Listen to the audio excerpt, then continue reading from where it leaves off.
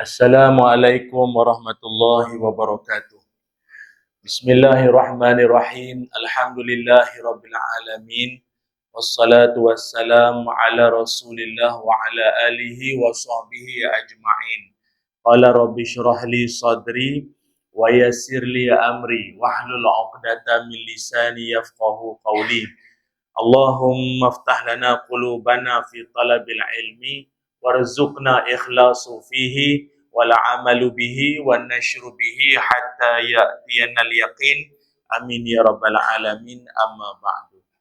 Alhamdulillah, syukur dan puji dipanjatkan kehadrat Allah Subhanahu wa taala. Dengan izin, ketentuan dan kasih sayang Allah, dapatlah sama-sama pertamanya Allah bangunkan kita untuk meneruskan kehidupan di pagi ini atau di hari yang berikutnya ini. Alhamdulillah, syukur kehadrat Allah. Terima kasih juga saya ucapkan pada seluruh lanjutan kuasa surah Al-Mughni Kampung Tersusun Bukit Larang atas kesudian menjemput saya pada kali ini, dan juga pada Cik Syam lah selaku yang menguruskan saya sampai ke sini. Alhamdulillah. Awal sungguh dia ambil saya di hotel tadi, itu menunjukkan tanda-tanda orang yang tahajud tu. Orang yang memang selalu sembahyang malam tu dia dia cakap pukul 5 tu dia relax ustaz lah biasa bangun lambat ni. Tuan-tuan semua, dan terima kasihlah ya pada semua yang hadir pada pagi ni. Moga-moga dirahmati Allah sekalian. Alhamdulillah, pagi ini kita akan bincangkan satu tajuk, moga-moga memberikan manfaat buat kita bersama, iaitu mengubat hati yang letih. Sebenarnya sebagai manusia biasa, walau siapa pun kita, hati manusia ini dia akan ada keadaan tertentu di mana dia akan ada rasa letih, lesu, jenuh, letih, jemu, dan dia akan rasa kesedihan atau dia akan ada rasa kesunyian, dan dia ada rasa keadaan yang mungkin dia sendiri pun tak pernah terfikir yang dia akan rasa macam tu, hati dan jiwa dia. Dan ini bukan benda pelik, ini juga pernah dilalui oleh orang-orang soleh terdahulu. Dalam surah Al-Kahfi, Allah menceritakan Nabi Musa alaihi salam dan pembantunya Nabi Yusha' bin Nun pernah waktu nak mencari Nabi Khidir. Itu kan cerita dalam surah Al-Kahfi. Nabi Musa dia nak mengembara, nak mencari tok gurunya yang bernama Nabi Khidir ataupun Nabi Khadir. Jadi dalam pengembaraan itu, sebabkan masa tu tak ada share location, tak tahu kat mana Nabi Khidir tu duduk di mana.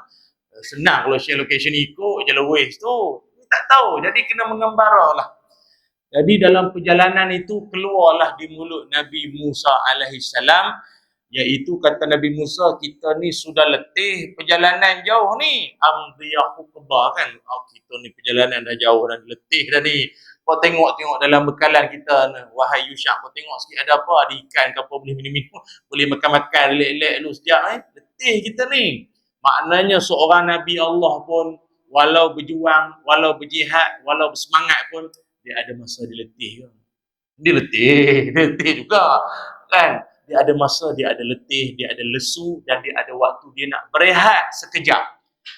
Begitu juga dengan wanita mulia, wanita solehah namanya Maryam. Allah rakamkan dalam Al-Quran, Maryam, Siti Maryam. Itu nama orang perempuan kalau yang ada nama Maryam ni patut dia kena ada rasa bertuah sikit. Pasal apa? Bukan bertuah sikit, bertuah banyak. Pasal dalam Quran, one and the only nama perempuan dalam Quran adalah Maryam. Banyak perempuan-perempuan solehah dalam dunia ni banyak. Tapi yang terpilih namanya disebut dalam Quran hanyalah Maryam. Ada orang dulu minta ustaz cadanglah nama anak, nama sedap-sedap sikit, ada tak? Saya dapat cucu. Saya tanya lelaki ke perempuan, dia kata perempuan. Saya kata bagilah nama Maryam. Allah ustaz Maryam. Bagilah nama moden-moden sikit. Nama orang lama-lama, Maryam pula bagi nama. Itu opah saya dulu, nama Maryam dah. Bagi nama-nama. Jangan main-main tu. Maryam ni nama dalam Quran. Orang sekarang kan nama nak canggih-canggih. Nama, kadang nama macam TI pun ada nama tu. Kan? Siti Sanyo, Siti Panasonic lah apa kan. Dia nama tu yang penting biar ada makna lah, ada makna. Sekarang nama cikgu-cikgu sekolah peletih nak sebut. Muhammad Danish Haikal Fikri. Atuk pun sampai tanya, habis nak panggil apa ni? Nama panjang-panjang benar. Kita dulu nama pendek-pendek semua. Kalau tengok budak sekarang, bapak dia semua pendek nama. Muhammad Daniel Rizki bin Mat. Bapak dia Mat pendek. Jadi dulu kan kita kalau buat kerja sekolah ke apa kan, cikgu bagi buku kan, nama sebut seorang-seorang, sekarang letih cikgu sebut, nama panjang kan. Aryan Rizki Alfian, Muhammad Siti Alfiano dan Ronaldo lah apa keluar, panjang namanya. Jadi yang paling bagus kalau dapat anak perempuan, nama-nama yang baik-baik, kalau nak pilih di kalangan wanita solehah dalam Quran, namanya Maryam. Sini ada nama Maryam. Kak Yam ada Kak Yam? Ada? Ada? Untung. Tapi janganlah riak sangat ya. Untung awak nama dalam Quran. Laki-laki banyak nama dalam Quran. Banyak. Nama apa dalam Quran laki-laki banyak. Ilyas, Muhammad, Ismail. Itu semua nama dalam Quran belaka tu. Contoh. Ya. Jadi dalam Quran ini Allah cerita Siti Maryam pun dia ada letih juga. Bukan setakat dia letih, dia juga mengungkapkan satu kata-kata yang hari ini kalau kita dengar orang cakap macam ni, kita akan cakap engkau ni istighfar banyak-banyak sikit, engkau apa cakap macam tu. Tapi minta maaf, yang cakap ni Maryam. Maryam ni bukan wanita biasa-biasa. Ibu seorang Nabi, Nabi Isa, mak dia lah. Ketika Maryam dia mengandung anak yang dia tak ada suami, tapi Allah izinkan dia mengandung. Tapi walaupun tak ada suami, ketika itu dia mungkin stres lah agaknya dengan kecaman netizen. Orang kata engkau ni nampak perempuan masjid, bapa engkau, keturunan engkau Nabi Zakaria, semua baik-baik. Ini engkau keluarga Ali Imran. Betul tuan-tuan baca Quran surah Ali Imran tu, keluarga Ali Imran tu Maryam lah. Salah seorang keluarga Ali Imran. Semua orang baik-baik. Tak sangka rajin datang masjid, mengandung nuri apa, tak ada laki kau mana? Perempuan ini, perempuan jahat ni semua.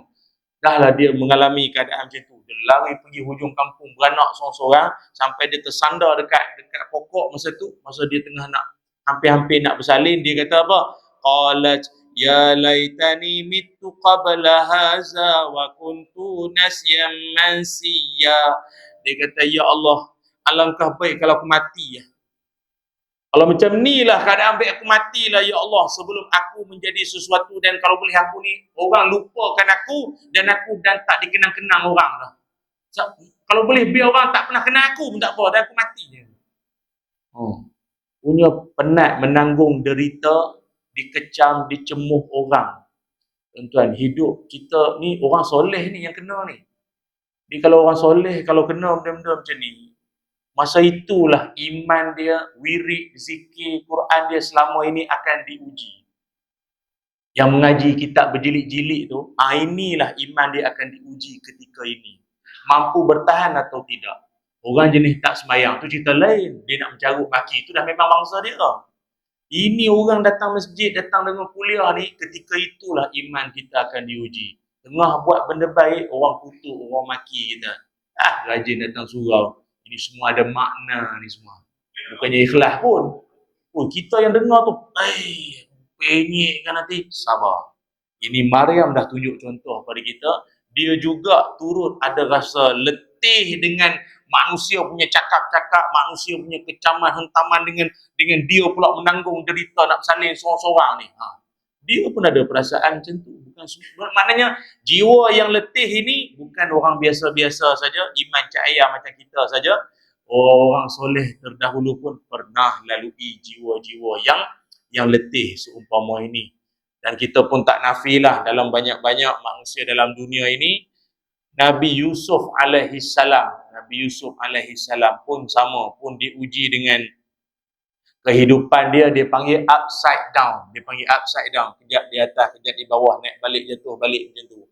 Sebab itu kalau tengok dalam Quran, Allah Ta'ala sampai menobatkan bahawa surah Yusuf ataupun kisah Nabi Yusuf itu sebagai ahsanil qasas, sebagus-bagus cerita.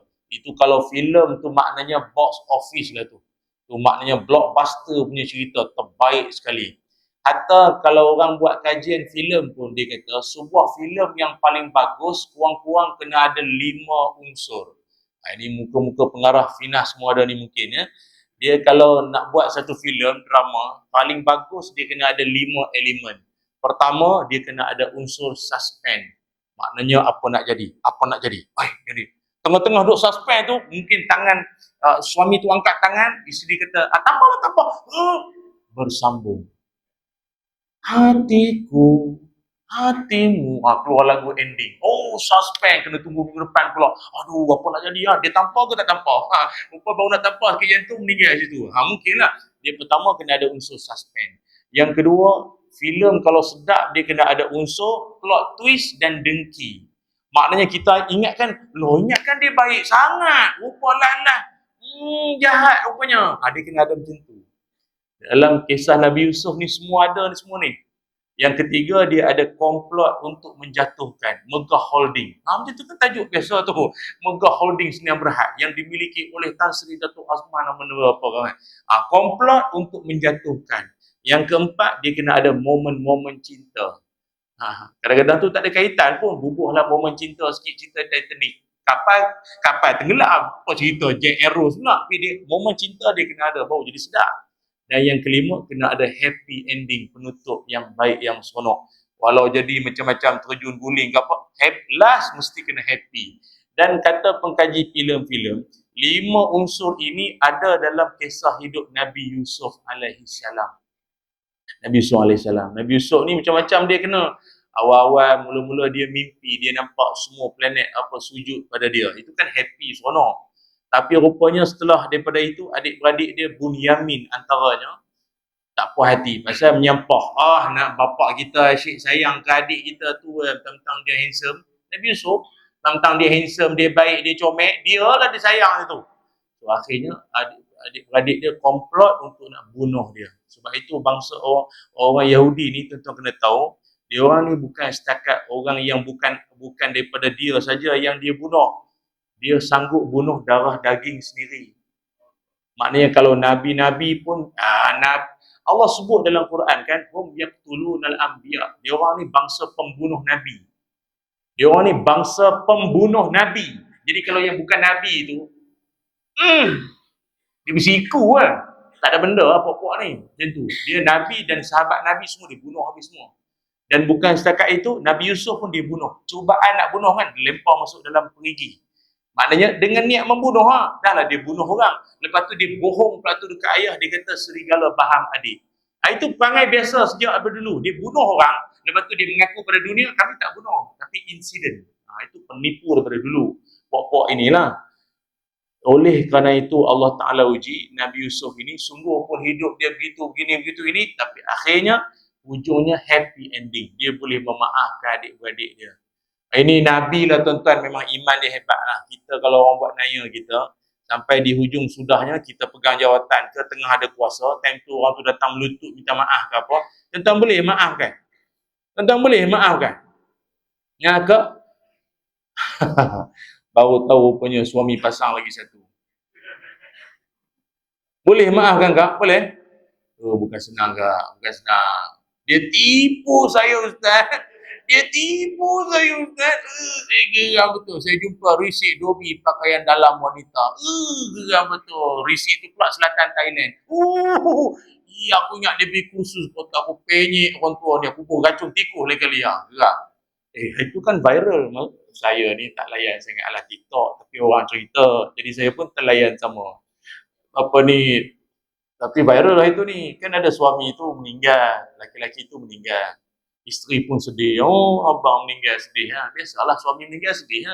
Sekali tahu-tahu tiba muncul seorang perempuan. Entah mana-mana.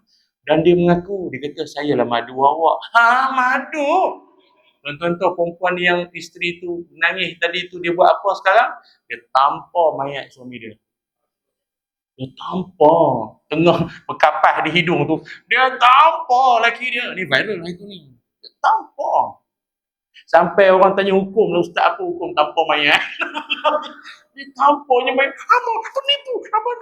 Miang kata semua keluar habis time tu. Segala binatang dalam zoo air keruh tu semua keluar habis. Dia tampar suami dia. Mula tadi tu sedih. Abang lah suami baik. Abang abang ditempatkan di kalangan orang soleh. Madu tak ada soleh. Dia jahat. Jadi tuan-tuan, Lebih baik isytihar harta. Isytihar harta pula. Isytiharlah kalau ada skandal-skandal ke apa beritahu siap-siap sebelum jenazah awak kena tampar nanti. Viral satu Malaysia, malu kau orang. Nak maaf kau orang bukan senang ke? Bukan. Tapi Nabi Yusuf dia ajar kita, walaupun aku sudah dilukai, hati aku macam-macam kena, tapi aku boleh memaafkan. Sebab itu balik pada tajuk kita, mengubat hati yang letih, ini memang satu benda yang manusia biasa pun akan lalui. Hatta kalau orang yang diuji sakit bertahun-tahun lamanya, terlantar di hospital, lama sakit, mungkin sampai tahap anak cucu ambil cuti pun habis dah. Isteri yang jaga dia pun sampai sakit dah. Dia sebenarnya orang yang jaga orang sakit. Sebenarnya dia akan sakit nanti tu. Tidur tak cukup, makan tak menentu. Kan? Boleh atau tidak orang yang terlantar sakit lama tu, dia nak berdoa pada Allah. Ya Allah, bagi aku mati lah ya Allah. Hidup pun menyusah ke orang. Kesian pula anak cucu jauh-jauh nak pergi cuti pula. Bini aku ni pun dah start nampak letih, nampak darah tinggi semua ada. Ya Allah, matikanlah aku ya Allah. Boleh atau tidak? Boleh tak minta kepada Allah, ya Allah, matikanlah aku ya Allah. Pasal ni kos rawatan ni bulan-bulan ni nak bayar ni, siapa nak bayar?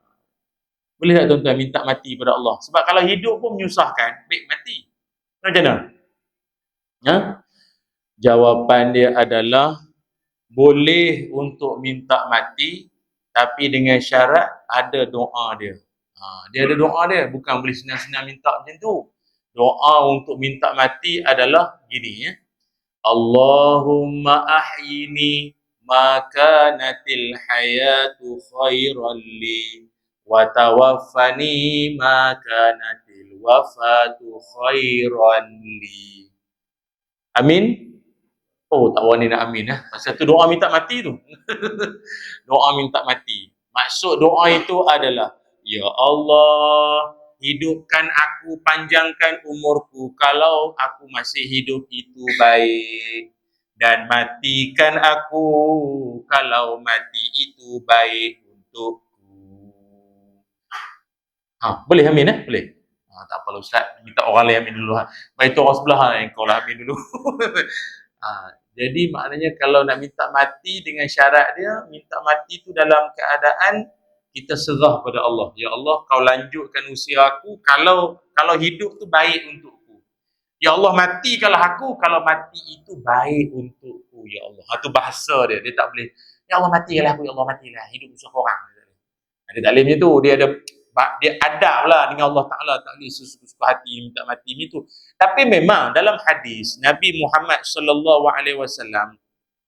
Nabi pernah menyebutkan antara tanda-tanda dunia dah nak kiamat nanti adalah akan ada manusia yang akan minta mati pada Allah, ataupun ada manusia yang rasa baik mati lagi bagus daripada hidup. Ni mungkin banyak masalah aku dengan mak mentua, dengan jiran, dengan kawan pejabat kena tipu, scammer. Ya Allah, baik mati. Ada Nabi sebut dalam hadis, kata Nabi, bila dunia dah nak kiamat, akan ada orang yang lalu di kawasan kubur dan dia bercakap. Macam kita sekarang ni lalu kawasan kubur pun kita bercakap juga. Assalamualaikum ya ahlud diyar kan. Bagi salam pada penghuni kubur. Dan bagi salam pada penghuni kubur ini pun adalah di antara salam-salam yang tak perlu kita tunggu jawab. Dia ada salam yang tak perlu tunggu jawab. Tak payah. Macam contoh tadi kita sembahyang subuh bagi salam kan. Assalamualaikum warahmatullahi wabarakatuh.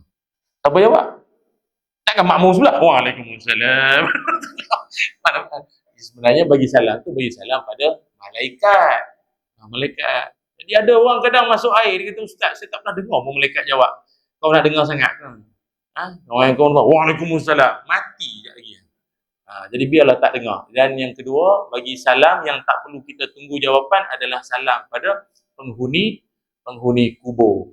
Di kita memang kita bagi salam, tapi yang dia memang jawab. Tak payahlah tunggu jawapan. Tak dengar pun, kau masuk dalam pula. Jadi Nabi cerita, bila dah nak kiamat, ada orang dia lalu di kawasan kubur, dia siap bercakap dengan ahli kubur. Apa dia cakap? Dia kata, alangkah bagus dan seronoknya engkau. Ataupun alangkah bagusnya kalau aku berada di tempat engkau. Maknanya apa? Lebih baik aku mati daripada hidup. Orang-orang yang biasanya cakap macam ni agaknya hati dia dah letih, jiwa dia dah lesu dan dia rasa dia dah bosan dengan hidup. PKP manjang. KP. Asal tunggu Perdana Menteri nak buat pengumuman, ni confirm sambung KP ni bukan sambung Baik mati macam ni, hidup ni. Hidup pun ada orang kan macam tu. Dengan masalah tak ada kerjanya, pendapatan masalah, dengan hidup susah anak itu. Perceraian pun tinggi masa PKP hari tu. Sampai keluar di mulut-mulut orang, dia kata, ya Allah, baik aku mati macam ni, ya Allah, hidup dengan kuman banyak. Nak keluar tak boleh. Baru duduk sebelah orang bersin, jadi gelang pink. Aduh, baik mati. Jadi rupanya memang itu adalah tanda-tanda dunia dah nak kiamat. Manusia rasa baik mati itu lagi bagus pada hidup. Dan kes bunuh diri pun banyak di Malaysia ni pun. Cuma tak diwar-warkan saja sebab isu-isu benih dia sensitif. Kes bunuh diri pun banyak. Jambatan Pulau Pinang pun banyak tuan-tuan yang termenung yang dah terjun. Ada tapi banyak agak yang terjun tak jadi. Dia sebenarnya nak bunuh diri ni dia ada cara. Dia ada cara dia. Yang cerita ni pun nelayan-nelayan kat Jambatan Pulau Pinang tu lah. Dia orang cerita. Dia kata dia orang terjun ni tak aktif kan. Dia ada kaedah dia. Dia kalau nak terjun, betul-betul terjun dia dekat ombak yang kuat tu, yang betul tengah tu. Ini banyak terjun dekat yang selut tu, yang dekat lumpur mana. Ada seorang perempuan, dia terjun terpacak pula. Dia terjun, dia lompat berterjun terpacak. Memanglah nampak air tu bawah tu selut, lumpur kan, terpacak. Hidup lagi. Lepas tu ada seorang itu, dia terjun, memang takdir Allah pun. Dia terjun pun dia pejam mata. Dia terjun, jatuh dalam sampan nelayan. Dah jadi macam cerita Piramli tu. Hidup pun susah, mati pun susah.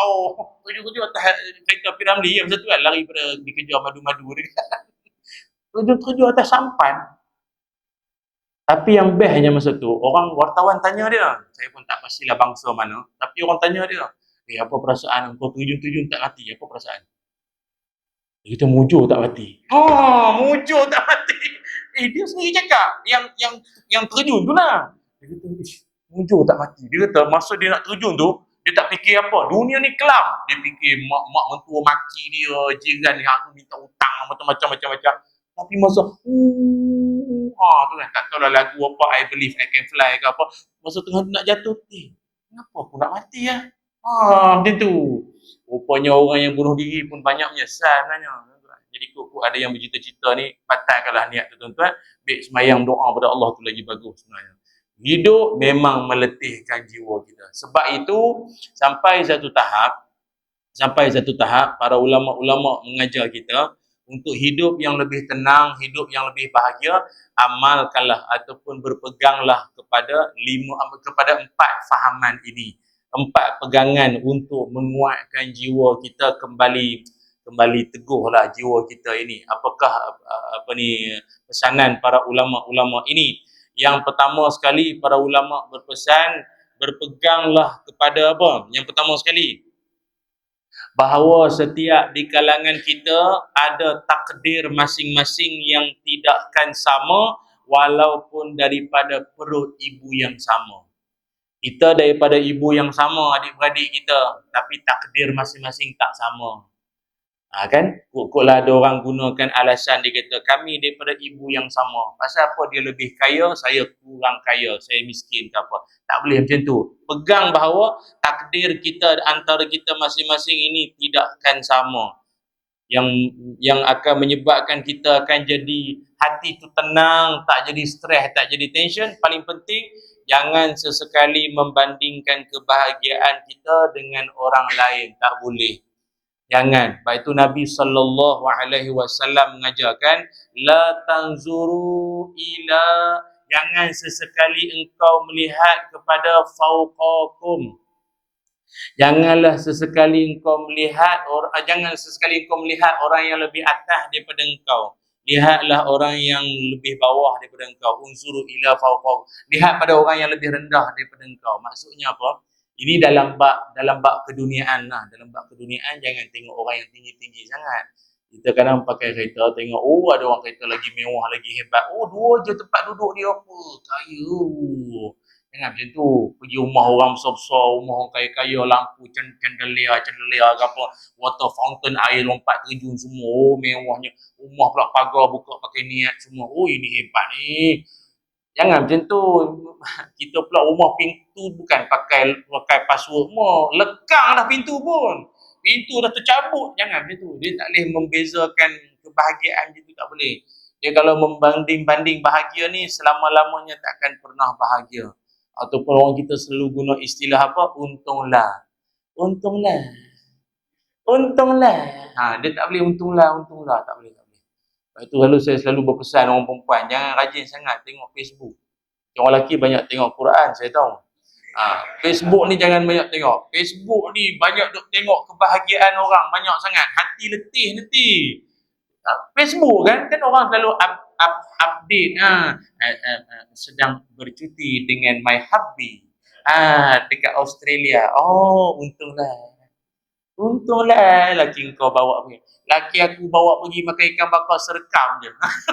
Serkam je. Kau makan apa ni? Makan fish and chip dekat Fremantle, Australia, Perth.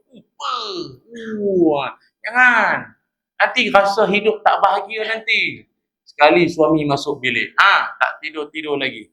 Abang nak tanya sikit, ni cuti sekolah ni. Kenapa tak bawa kami jalan-jalan? Mana pun tak pergi tengok kawan saya. Macam-macam orang suami dia bawa jalan. Suami dia kata, kalau dah jodoh tak ke mana. Itu kan pesan saya dulu. Kalau dah jodoh tak ke mana. Sekarang saya dengan awak dah jodoh. Jadi tak ke mana. Jadi awak nak ada apa-apa nak tanya? Oh, betul juga Abang ya. Itu lain kali tengok kad kahwin tu lain kali. Awak tak faham, saya tulis tu ada sebab. Di hidup janganlah membanding-banding orang ni, jangan. Setiap orang ni dia ada kebahagiaan dia yang tersendiri. Ada orang dia kata, Ustaz, alhamdulillah suami saya ni penyayang Ustaz. Suami saya ni insya-Allah rajin sungguh Ustaz. Dia tak pernah makan luar Ustaz. Dia nak makan air tangan saya aja. Dia nak makan di rumah aja. Dan dia pun selalu tolong saya. Basuh pinggan, jaga anak. Bagus sangat. Suami saya ni saya tak tahulah, memang dah nak kiamat ni payah dapat suami dia tu. Saya bertuah sangat. Rupanya suami dia tu jobless. Suami dia tu penganggur. Memang penganggur, nak pergi mana? Duduk rumah aja lah. Kan?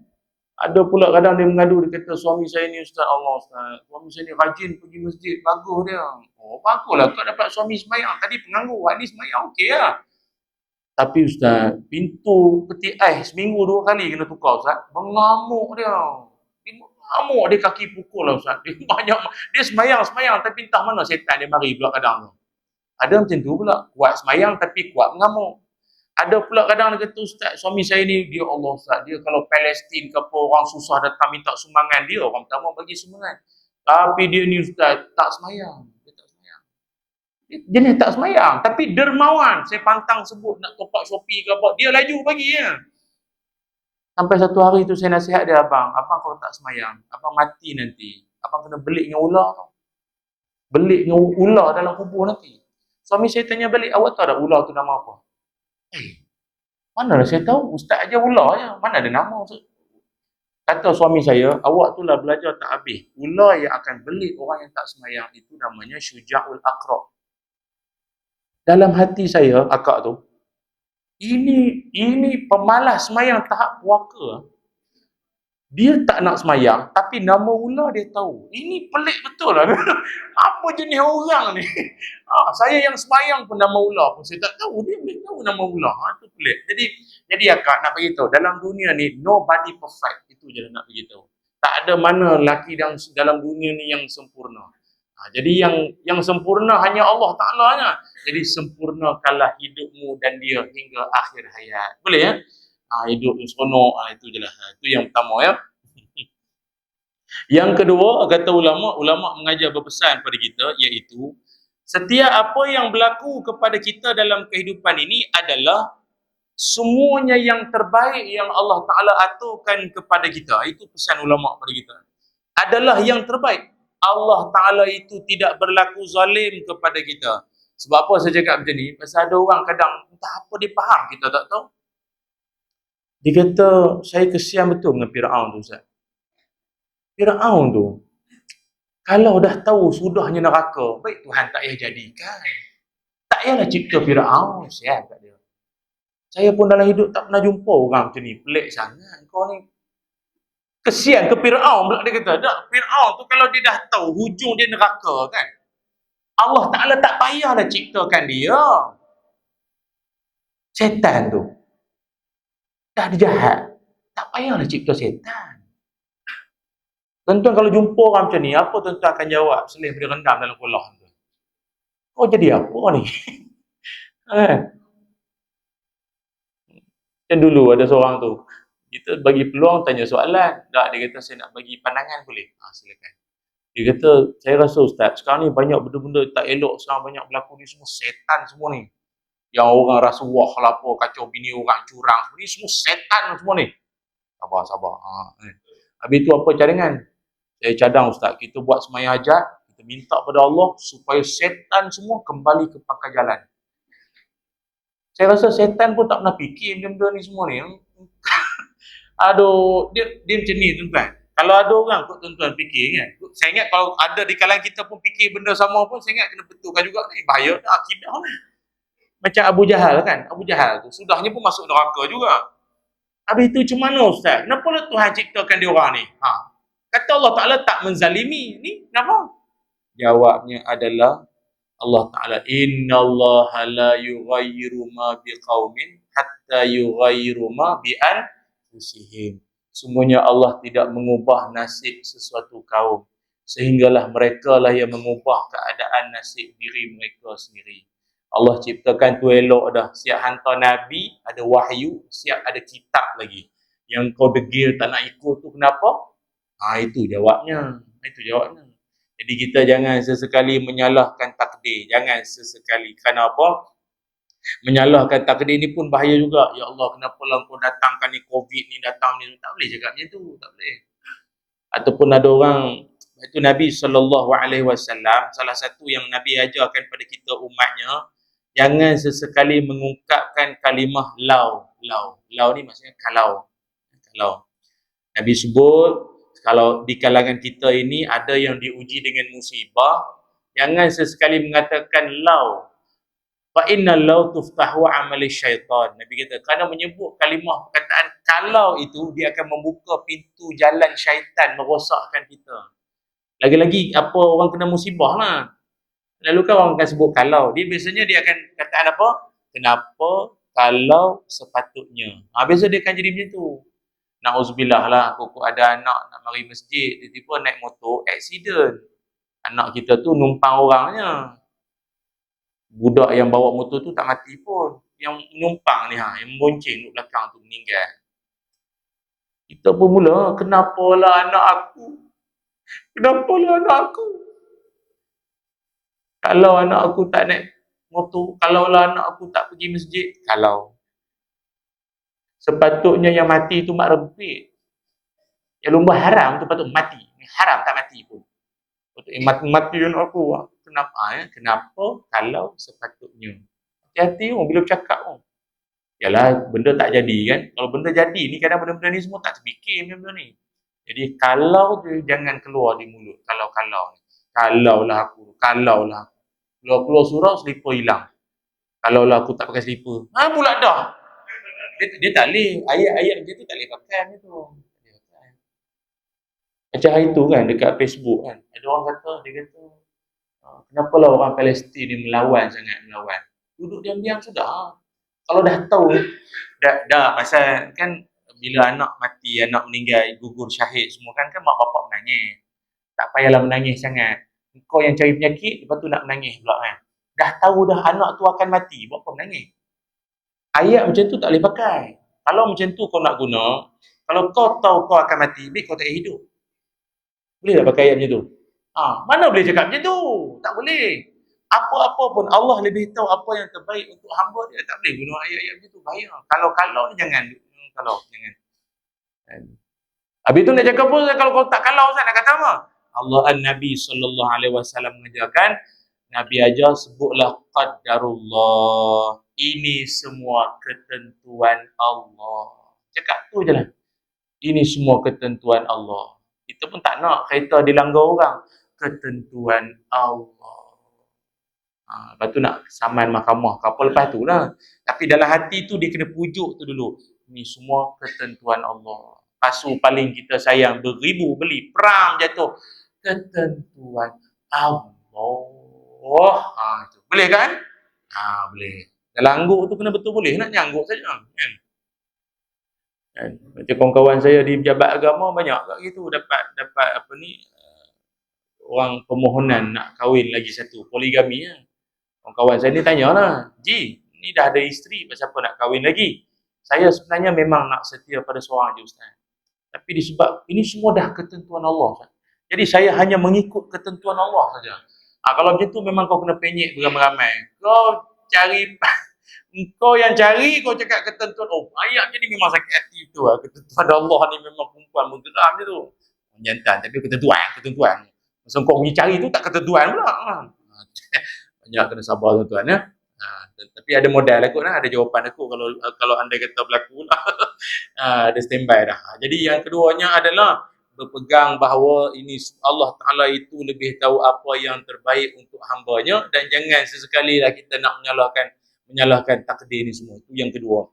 Yang ketiganya kita diajar supaya kata para alim ulama Allah Subhanahu Wa Ta'ala menetapkan ataupun Allah mengajarkan kepada kita bahawa setiap apa yang berlaku itu adalah sebagai jalan untuk Allah nak kita kembali kepadanya, untuk kita kembali kepada Allah. Baik itu Nabi Muhammad sallallahu alaihi wasallam, Nabi pernah menyebut dalam satu hadis, Nabi pernah bertanya kepada para sahabat, "Mahukah kalian hidup dalam keadaan tak pernah ada masalah? Happy, manjang, seronok, sakit tak ada, masalah tak ada, semua orang sayang, okey je hidup. Mau tak mau?" Jadi sahabat kata, "Mestilah nak ya Rasul hidup macam tu." Kata Nabi, "Adakah kalian mahu hidup kalhamiril dhallah? Kamu ni nak hidup macam keldai yang dalam sesat ke?" Apa maksud keldai yang dalam kesesatan? Hidup kalau tak pernah ada masalah, nanti kau akan lalai. Engkau akan menonong hidup, entah tak ada tujuan, tak ada, itu. Kita ini hidup disebabkan ada masalah dan tekanan lah yang menjadikan kita ni bersemangat dalam hidup tau. Kerana mengenangkan kalau ikutkan lama nak pencet nak berhenti dah ni, tapi fikirkan ada anak masih bersekolah, mengenangkan ada anak masih ada yang bujang lagi 2 orang, mengenangkan nanti tahun depan dengar kata macam-macam nak jadi ni, kena struggle tahun ni. Jadi disebabkan hidup ada tekanan, itu yang jadi kita ni lagi bersemangat. Hidup kalau tak ada masalah pun tak lera, dan doa pun tak ada feeling, tu tidur. Bantai lah imam, doa lah apa pun, ajak Palestin lah, ajak Syria lah, Afghanistan lah, doa lah. Aku amin je lah, mula tinggi kat lama-lama siku atas lutut. Amin. Dia tak ada jiwa. Ni saya jumpa ada seorang. Dia ni sportsman lah, orang sport. Orang bersukan, hiking, kayuh basikal. Takdir Allah. Dia ada ketumbuhan dalam jantung. Macam mana penyakit tu? Dia ada sebut. Saya tanya dia tu apa nama penyakit tu? Bersis. Bersis. Jadi saya pun tak tahu. Maknanya saya nak beritahu, saya tak tahu. Tapi yang saya dengar hujung-hujung bersis. Tak tahu lah. Bukan sis orang perempuan tu, bukan. Ini bersis kat hujung. Pelik-pelik penyakit sekarang. Jiran, isteri saya, dia ada kawan. Jiran pada kawan dia. Nampak macam minyak kan tak lalat. Dia tak pernah ada tak lalat. Cantik pula ada tak lalat dekat tangan. Kanser kulit. Jadi yang bintik-bintik di badan tu picit tu tuan-tuan. Tu tanda lahir ke kanser? Kau ni penyakit pelik-pelik. Jadi yang Tuan Haji yang ketumbuhan dalam jantung tu, dia kata sejak hari dia dapat tahu dia ada ketumbuhan dalam jantung tu, itulah hari di mana dia berdoa paling panjang dalam dunia. Dia kata tu imam pun tak pernah doa panjang macam tu. Dia kata dia doa panjang semua. Dan setiap kali dia semayang, doa dia memang panjang. Maknanya dia barulah mengerti bahawa Allah sedang memanggil dia dengan cara memberikan penyakit kepada dia. Selama ni bukan dia tak doa, dia doa. Tapi doa dengan tak ada jiwa. Hidup tak pernah ada masalah. Tapi rupa Allah bagi sikit saja ada ketumbuhan dalam dia punya doa tu. Tengah malam dia bangun. Biasa tengah hari pun tak bangun. Ni tengah malam dia bangun. Tengah malam dia bangun doa, ya Allah, ya Allah, ya Allah. Dalam masuk IJN, buat operation, hari ni sihat walafiat sampai hari ni dan jadi SU masjid. Sebab selalu sangat datang masjid, sampai jadi JK tu. Allah Ta'ala ni, dia nak twist, dia nak panggil kita sekejap. Dia bagi sikit. Orang tu boleh insaf. Tak payah dengar ceramah panjang-panjang. Sikit je. Saya dulu pernah saya tak tahu pernah cerita ke tak. Datang sampai 4 kali ni, takut cerita tersama pula. Dulu pernah saya naik kapal terbang. Tentang kalau pernah pergi travel jauh-jauh, kapal terbang ni, dia di langit sana, dia ada satu kawasan dipanggil air pocket. Air pocket. Air pocket ni maknanya dia akan ada satu kawasan di mana kapal terbang kita tu dia akan macam, dia akan menjunam sekejap. Tapi dia akan kembali track dia balik. Pasal waktu tu, langit sana dia ada satu kawasan tak ada angin. Sebab kapal terbang ni dia tak boleh terbang kalau tak ada angin. Sebab dia akan kipas angin. Kalau angin tak ada, kau nak kipas apa? Dia umpama kapal di tengah laut. Kalau laut tak ada, kapal tu nak jadi kapal apa? Dia kena angin. Jadi, dia akan macam tu. Saya bila naik kapal terbang masa tu, nak pergi Lebanon masa tu. Duduk. Dengarlah makcik belakang tu kadang sembang. Ibu-ibu punya sembang dengarlah kan. Makcik-makcik orang Malaysia kan. Anak aku ni tak menang budi. Anak kau okey lah, anak aku lagi mengutuk anak ni. Kita duduk depan bantai lah kau makcik. Nak tidur. Sekali tengah-tengah terbang tu, dapat pengumuman. Pilot ke apa dia beritahu lah, kapten lah beritahu, dia kata kita akan bersiap sedia semua tali pinggang semua kita akan lalui itu. Makcik tu agak tak faham orang putih apa buat Emirates ni.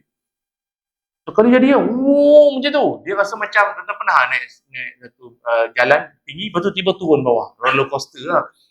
Jadi tu kan. Kita yang dah biasa, kita standby lah. Makcik belakang agak tengah mengutuk lagi kot. Ya Allah, dia punya kat belakang tu, labbaik Allahumma labbaik, asyhadu an la ilaha illallah. Takut semua. Allah. Dia memang dia rasa macam macam tu. Saya ingat, lepas tu ada yang duduk seat depan tu, tak tahu orang agama lain lah, buat lambang cross lah apa semua. Takut. Dan tuan tahu tak? Kapal tu sengit tu sekejap kan, lepas tu kembali balik. Bila dah elok balik, semua satu kapal tepuk tangan. Selamat. Nak bagi tahunya Allah Ta'ala ni, dia nak bagi kita ingat kat dia, tak payah dengar ceramah sampai 2 jam. Dia bagi kapal tu sengit sikit ya, satu kapal insaf. Dengan penceramah ni pun insaf juga. Masa tu kan musim-musim terempah, hilang apa kan. Seram macam Allah ni, dia nak panggil kita sekejap kan. Itu cara dia. Sebab itu kadang-kadang bila berlaku benda-benda ni semua sebagai jalan Allah nak kita kembali kepadanya.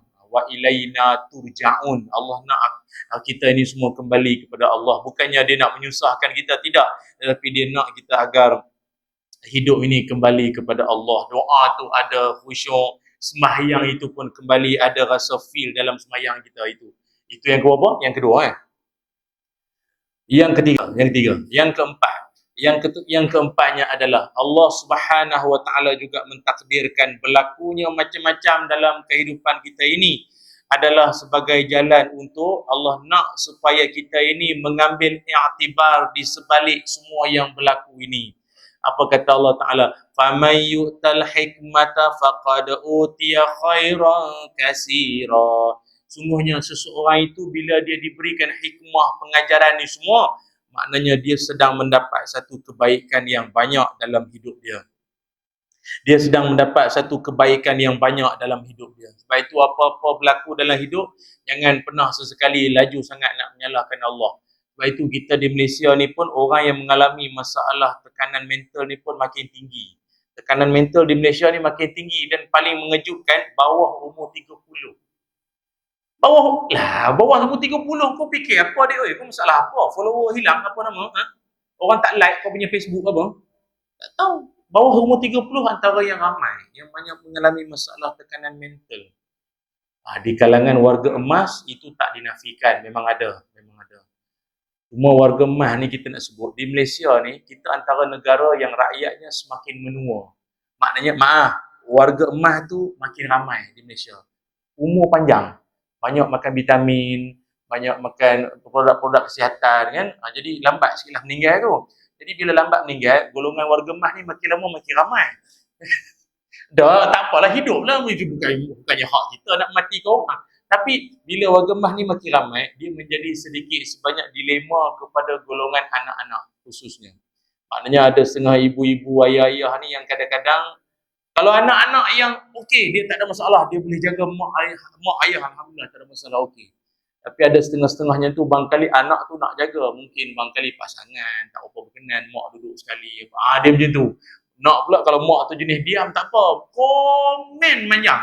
Komplain manjang. Baju jenis longgok seminggu baru sekali basuh. Mak dia kata korang ni jadi apa? Kan kalau aku unggah baju tu kan keluar tikus. Oh ni bini harap cantik, baju balas basuh. Aduh. Dia tension macam tu lah. Patut tekanan mental bawah 30 pun ramai. Cuma saya nak sebut lah, kita kadang-kadang ni bila kita khususnya anak-anak lah ya, janganlah menjadikan orang tua kita ni sebagai nursery lah kalau boleh. Itulah saya selalu pesan kat mana-mana. Orang tua kita ni dah cukup membesarkan kita daripada kecil. Kita pula kadang-kadang tu yang mak bapak yang kena jaga cucu ni bukan orang biasa-biasa. Kadang pencen jusa. Pencen jusa jaga cucu. Allah. Kan? Memang macam tu. Dia memang sampai satu tahap, kita ni manusia, dia memang akan ada tekanan dia sendiri. Walaupun sebenarnya tak ada apa tekanan pun, kau je yang rasa tekanannya. Maaflah ni contoh. Ni saya cerita ni dulu saya ceramah dengan pesara-pesara askar-askar. Askar kan tuan-tuan, panglima apa semua ni, orang hebat-hebat ni dulu. Pergi mana-mana orang tabik.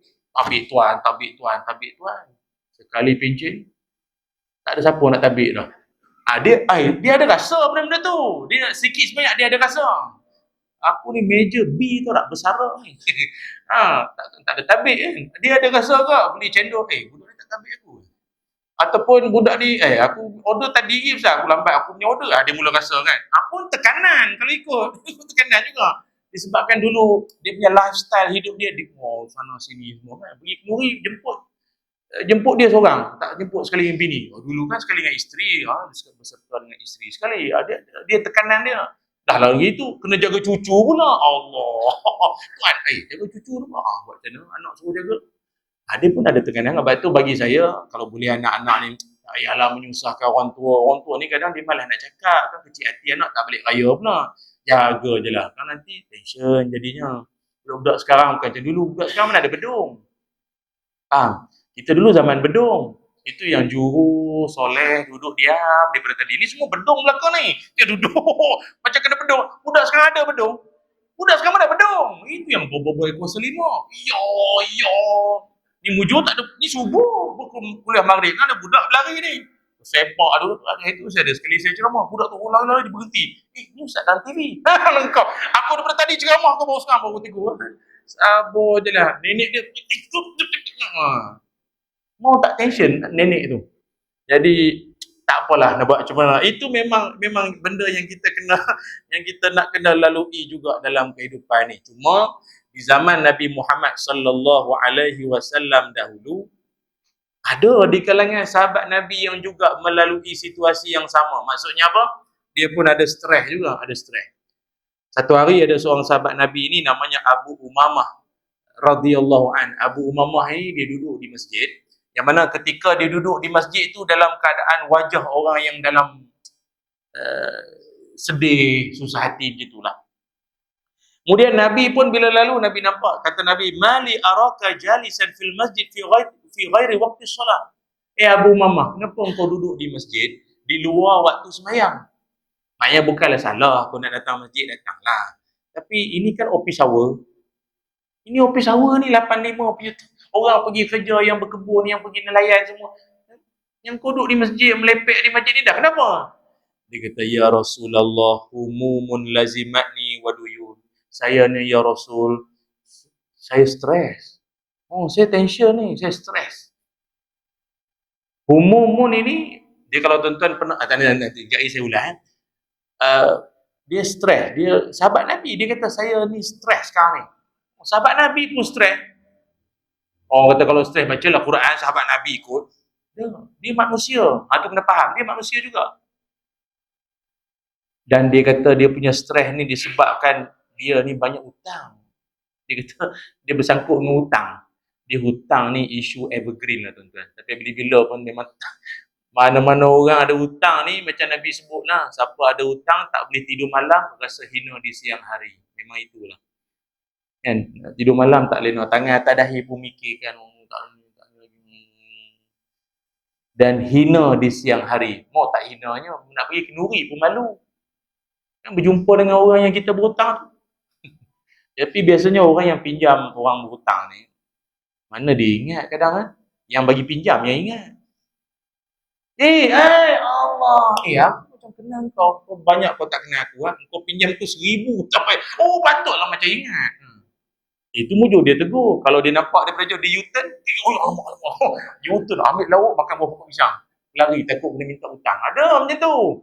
Di hutang ni benda memang tension sejak pada dulu lagi. Jadi akhirnya Nabi SAW, Nabi pun ajar.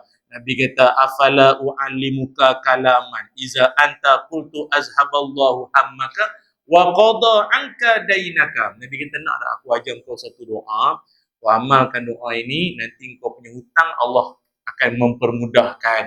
Maknanya selesai hutang, hati jiwa kau kembali tenang, aman, damai. Gemah ripah loh jenawi, toto titi tentrem, ketora arjo. Kau ngerti ya Pak? Tak faham ya? Kahwin orang Sabak berenang, Jawa. Itu yang lekat kat tu kadang-kadang sikit-sikit tempiah tu. Maksudnya hidup tenang, aman, bahagia, tidur lena, sentosa, sentiasa. Macam itulah maknanya. Okey, apa dia doa dia? Saya baca sikit, tuan-tuan sambung.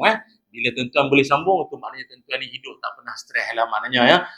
Tapi kalau tak boleh sambung, memang stres lah nampak kaya tu. Allahumma inni a'udzubika minal hammi wal hazan wa a'udzubika minal sambung jubni wa na'udzubika min amin ya rabbal alamin. Eloklah tu. Maknanya dia boleh sambung tu kira okey. Tapi kalau awal tu betul, Allahumma inni a'udzubika minal hammi wal hazan. Betul tak? Mabarik lana fi ma razaqtana wa qina azabana. Itu something wrong. Tu salah tu guru lah jawabnya tu. Melencong ke lain dah salah weh. Doa tu sebenarnya doa minta berlindung 8 perkara. Iaitu termasuklah minta berlindung daripada hammi wal hazan dan juga daripada bebanan hutang. Hammi wal hazan ini penyakit hati. Hati yang letih biasanya dua ni mesti ada. Hammi sama hazan.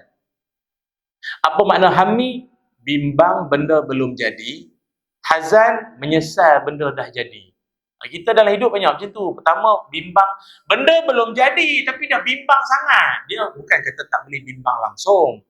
Tengok kalau dah gelap di langit, jemur je baju. Tawakal lah. Janganlah, kau tak sihat je tu. Maksudnya bimbang yang keterlaluan sangat. Anak begitu nak menikah. Mak pula, habislah kau menikah, kau sayang bini lebih daripada mak nanti ya. Apa bini kau lah. Anak tu kad kahwin tak buat lagi. Mak ni dah fikir macam kan, tu tak elok lah macam tu. Macam suami kan, kadang pakai smart-smart, pakai kepelikat gajah duduk semua apa kan. Abang ni tak pernah smart ni mah. Dia menikah apa? Tengok tu. Jangan cakap macam tu. Sebab biasanya bila cakap tu jadi. Jadi jangan cakap. Jadi kalau jadi jangan salahkan kami. Aduh, dia kawan saya tu. Dia cerita Allah bini dia tak habis-habis kan. Abang jangan duk tengok janda.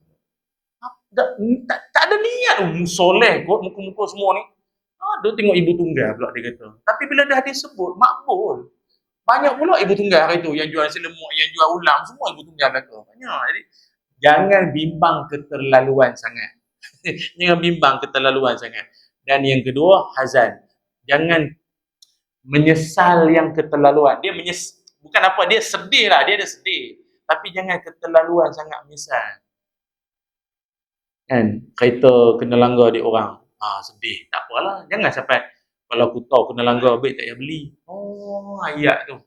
Ayat macam orang. Tak boleh macam tu. Ni antara ayat-ayat tu lah. Jangan sesekali keluar di mulut seorang yang beriman. Kalau kita cakap macam tu, dia akan menunjukkan seolah-olah kita nak menyalahkan Allah Subhanahu Wa Taala dalam kehidupan kita. Samalah macam anak-anak kita pun sama. Setiap anak-anak kita ini, dia ada rezeki masing-masing. Setiap anak-anak. Jangan membanding-banding di antara anak-anak. Setiap anak ni dia ada rezeki, dia ada kelebihan masing-masing. Pasal setengah tu ada di kalangan ibu ayah ni mungkin kadang ovil sangat, nampak sangat. Tentang anak yang sulung tu duduk kerja offshore tengah laut sana tu, gaji besar, bulan-bulan hantar kadang 5,000, 3,000, 4,000, kata hujung tahun ni nak sponsor mak pergi umrah. Itulah anak yang disebut-sebut di masjid, di surau, jumpa orang cerita hak tu ya. Yang nombor 2, nombor 3 ni kecil hati. Tambahan pula yang bongsu, yang jaga, yang duduk dengan dia. Tapi kerja tak setara manalah. Kerja jadi kurier, mengantar-mengantar barang itu je lah. Tapi dia lah tengah malam, mak tu nak butuh piring ke, mak tu tengah malam cari page ketik on ke, dia yang tukang belinya. Tapi yang disebut-sebut, yang duduk tengah laut. Tak boleh macam tu. Jadi dia anak-anak ni, Allah Ta'ala dah takdirkan, dia dah ada masing-masing punya kelebihan. Kadang ada orang kadang wayak tu menyakitkan hati kadang tu. Anak akak yang bongsu tu mana apanya, jenis benak. Jenis budak tak cerdik tu lah tu, lepas motor bawah tu. Makcik tahu tak, nanti yang benak tu lah malam-malam nak pergi cari ubat. Kalau sakit apa-apa yang benak tu lah yang nak tolong nanti. Jadi Allah takdirkan susunan tu dah lah duduk di kampung tersusun dah. Susunan tu tersusun elok dah, Allah Ta'ala dah susun tu, cantik dah tu, elok dah tu. Yang paling bagus sekali ni, banyak bersyukur kepada Allah Ta'ala je lah. Kita diajarkan apa dia? Kita dalam hidup banyak-banyak sebut kalimah apa? Ikut saya. Alhamdulillahillazi, ikut. Bi ni'matihi tatimmus salihat. Itu bukan ya alhamdulillahi amana wasaqana, itu kejap lagi. Ni alhamdulillahillazi bi ni'matihi tatimmus salihat. Itu maknanya apa? Segala puji bagi Allah, nikmat-nikmat yang kau bagi ni Allah, engkau kasih komplit, kau bagi cantik. Sungguh pun aku nampak dia macam tak berapa nak elok sangat. Rupanya di hujung cerita ada bagusnya. Macam tu. Banyak sebut tu. Alhamdulillahillazi atau amanah. Nak ke situ juga ya, memang nampak sangat nampak dah ni. Kan? Bi ni'matihi tatimmu sholihat. Wallahu alam. Cukuplah sekadar ini sembang-sembang kita pada pagi ni. Moga-moga tajuk kita mengubat hati yang letih itu terubatlah dengan pesanan-pesanan alim ulama tadi ni, untuk menjadikan kita ini lebih dekat kepada Allah Subhanahu Wa Taala dan menjadi hamba Allah yang meraih syurga di hujungnya nanti. Amin ya rabbal alamin. Bismillahirrahmanirrahim. Allahumma salli ala sayyidina Muhammad wa ala ali sayyidina Muhammad. Allahumma inna nas'aluka ilman nafi'a wa rizqan tayyiba wa amalan mutaqabbala. Allahumma aghnina bil ilmi wa zayyinna bil hilmi wa akrimna bit taqwa wa jammilna bil afiyah. Allahumma ansuril Islam wal muslimin. Allahumma a'izzal Islam wal muslimin. Allahumma ansuril Islam wal muslimin wal mujahidin wal mustad'afin fi Palestin wa fi kulli biladil muslimin wa fi kulli makan wa fi kulli zaman ya Allah. Ya Allah, ampunkan dosa kami, ampunkan dosa mak ayah kami ya Allah. Ya Allah, kurniakan kami ilmu yang bermanfaat, rezeki yang baik dan amalan-amalan kami diterima oleh-Mu ya Allah. Ya Allah, kayakan kami dengan ilmu pengetahuan, cantikkan tubuh badan kami dengan kesihatan dan keafiatan. Ya Allah, hiaskan kami dengan ketakwaan dan sifat malu dalam diri kami ya Allah. Ya Zal Jalali wal Ikram. Wa sallallahu ala sayyidina Muhammad walhamdulillahi rabbil alamin. Taqabbalallahu minna wa minkum. Minna wa minkum. Jazakallahu khairan katsiran.